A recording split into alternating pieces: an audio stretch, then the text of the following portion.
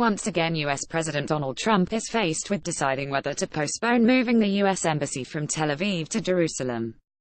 The determination must be made in the next few days. It was way back in 1995 that Congress passed legislation requiring the U.S. Embassy in Israel to be relocated no later than the 31st of May 1999. Although adopted by the House of Representatives and the Senate by overwhelming majorities, the Jerusalem Embassy Act has never been implemented.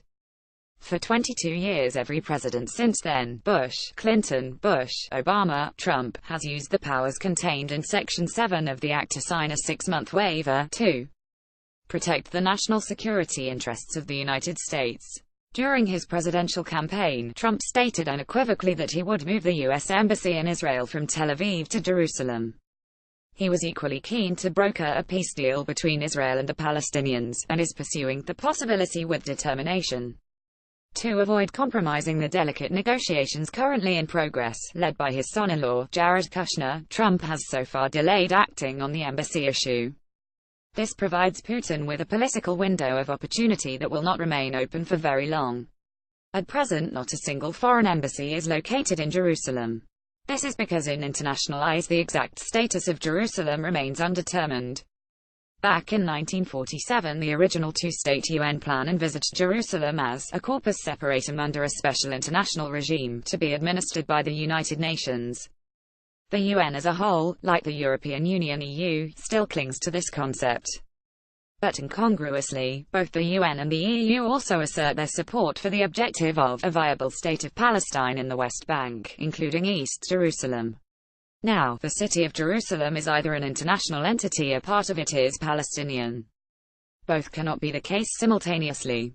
The UN Security Council in its latest pronouncement on the subject at least appears consistent, urging countries and organizations to distinguish between the territory of the State of Israel and the territories occupied since 1967. Its Resolution 2334 makes no mention of an internationalized Jerusalem, but refers 3 times to Palestinian territory occupied since 1967, including East Jerusalem. 2334 was passed by 14 of the 15 members of the Security Council, with only the US abstaining.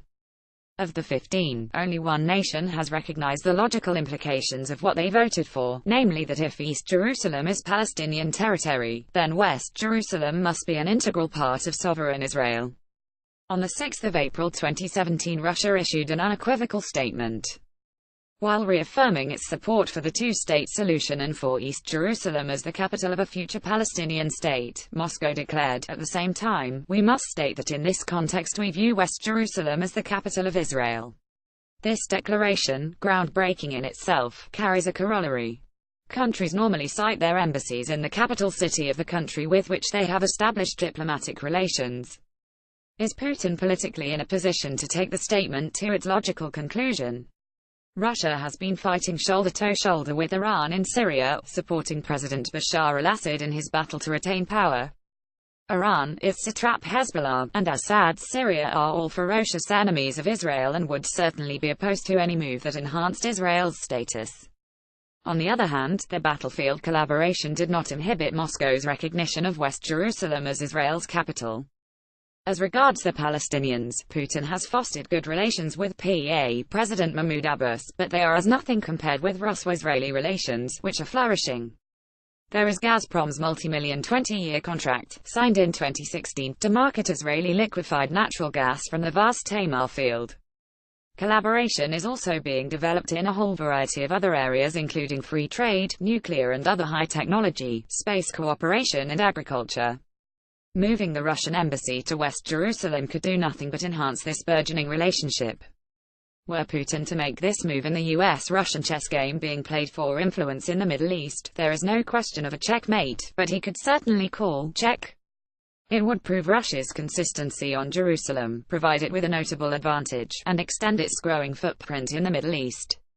The counter-move, press reports suggest, might be that while Trump again postpones the embassy move in order to protect his delicate peace negotiations, he could sugar the pill by recognizing Jerusalem as Israel's capital.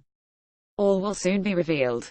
Did you find this article informative? Please consider contributing to Eurasia Review, as we are truly independent and do not receive financial support from any institution, corporation or organization.